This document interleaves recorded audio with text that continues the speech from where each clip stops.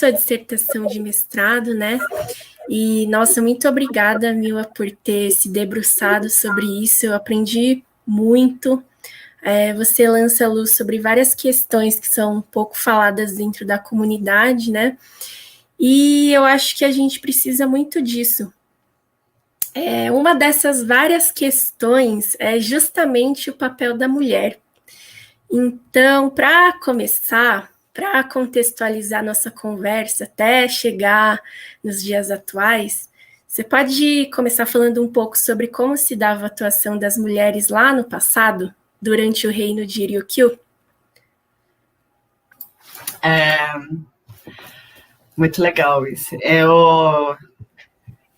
Eu li algumas coisas durante a pesquisa, né, do mestrado sobre Ryukyu, e sempre ficava uma coisa... Porque o primeiro capítulo da minha dissertação é sobre narrativas da história da imigração okinawana no Brasil, né, e eu tenho uma perspectiva de como são construídas essas narrativas, né,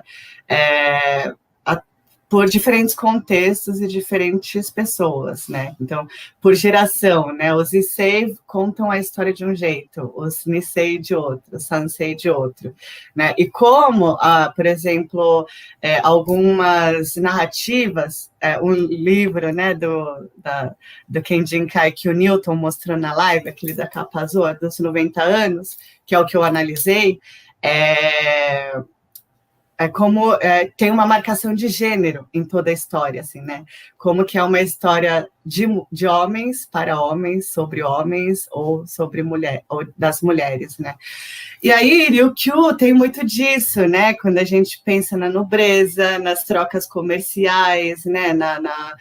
Nessa expansão, né? Nessa exploração marítima, né?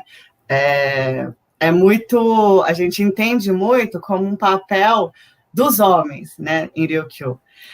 E o papel que a gente conhece até, né, das mulheres na época do reino é a da Sunoro, né, assim, da sacerdotisa, né, que é aquela imagem da irmã do rei, né, que era uma espécie de conselheira.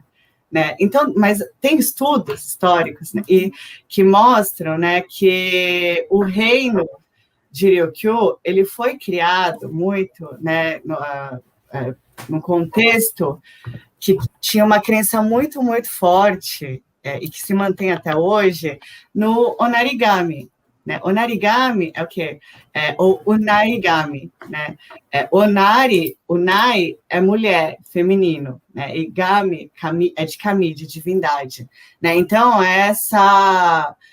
esse poder espiritual, né, que as mulheres do Chinanchu têm. E isso vem desde aquela época, né, do reino de Ryukyu. Uma coisa que a gente não conhece muito é que, assim, hoje a gente meio que sabe, né, que a gente meio que entende que toda mulher, o Chinanchu, ela tem esse lado espiritual aflorado, né, ela tem muito... um domínio, né, sobre as questões espirituais, o contato com o outro mundo. Mas o onarigami, né, essa crença no reino de Ryukyu, na corte, estruturou, né, o tipo de governo, né, e políticas do reino de Ryukyu. Então, as mulheres, né, por terem, né, esse poder espiritual, elas tinham um papel super importante no reino de Ryukyu, né, um papel social e político. Né? Então, assim, o auge, a gente chama, os estudiosos chamam isso de sistema das Noro, né? Então, esse sistema teve seu auge no século XVI, no reino de Ryukyu, e se estruturou de um jeito como se fosse uma religião de Estado, que é de Estado, né, do reino, que foi... que tinha a Noro, né, e era um sistema com uma hierarquia muito bem trabalhada, né? Então, as mulheres, as sacerdotisas, né, elas tinham um sistema hierárquico que o reino, nessa época, ele era dividido em 3 regiões, né? E cada região era governada por uma sacerdotisa de certo lugar nessa hierarquia.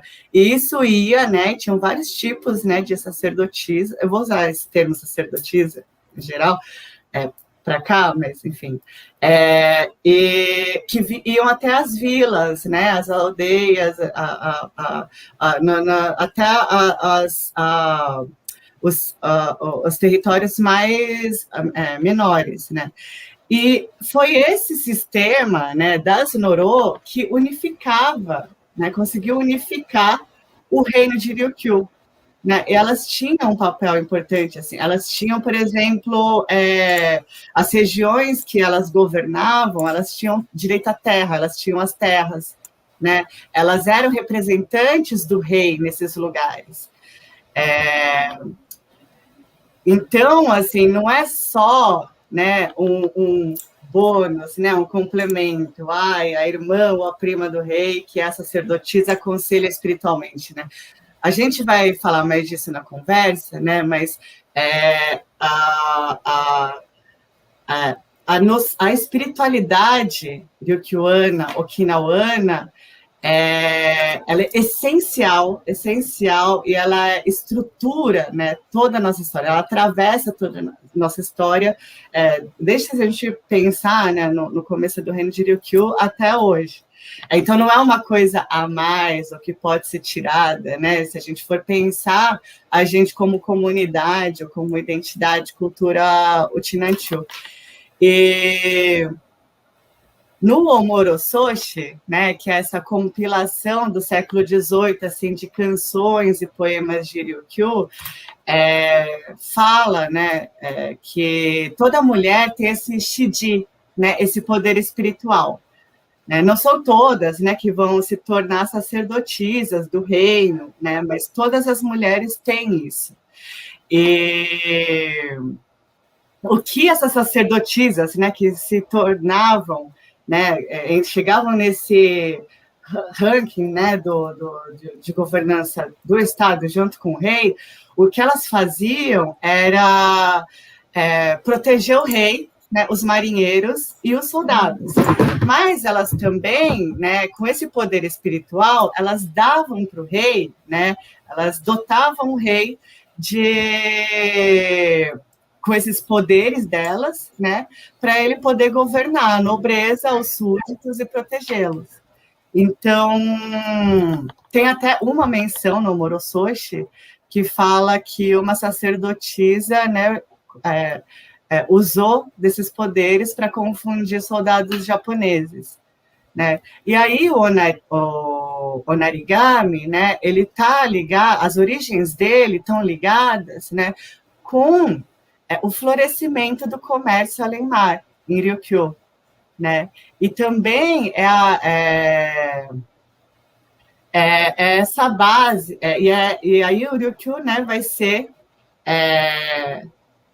você vê assim como, né, nesse lugar assim, né, de poder assim do rei, da corte, né, na mais alta hierarquia de governo, política, né, do reino, o papel das Norô e desse sistema de Norôs, o Onarigami, né, foi essencial, né, para prosperidade do reino, né? Tá ligado assim com essa coisa que a gente acha incrível de, gente, os ryukyuanos iam para todos os lugares, né? Eles eram navegadores, eles trocavam muito com outras regiões. Então é um pouco isso, assim, né? Eu acho que é super importante, né, pensar esse lado espiritual. Também entender, né, que ele tinha um papel político e social importantíssimo, né, para a manutenção do reino.